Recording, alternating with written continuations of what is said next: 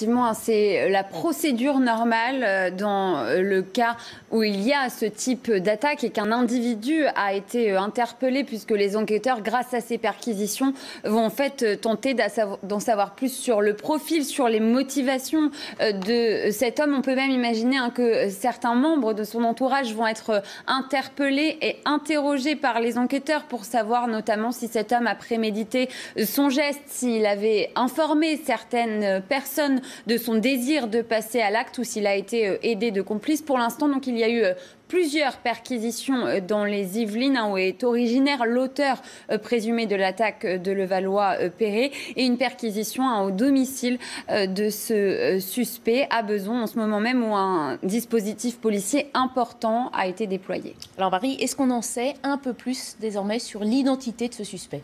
Alors, à ce stade, nous avons peu d'informations, mais nous savons tout de même que c'est un homme de 37 ans, un Algérien en situation irrégulière qui habiterait dans les Yvelines. Il n'est pas fiché S, selon une source proche de l'enquête, mais il serait connu des services de police pour des petits délits. Et selon un témoin qui a été interrogé par Océane Le Rouge, qui est présente à Bezons, là où le domicile du suspect est perquisitionné, et bien selon ce voisin, cet homme, ce serait un chauffeur de taxi. Alors, cet homme, pour l'instant, il est blessé. Il a été hospitalisé à Lille. Les enquêteurs ne savent pas encore s'ils vont pouvoir l'interroger dès ce soir, alors que des vérifications sont toujours en cours pour s'assurer qu'il est bien l'auteur de cette attaque de Levallois-Perret. À ce stade, les enquêteurs sont seulement sûrs qu'il était bien à bord du véhicule qui a servi à renverser ces 6 militaires. Les enquêteurs vont donc tenter d'en savoir un peu plus maintenant sur le profil de cet homme, sur ses motivations, savoir s'il était en lien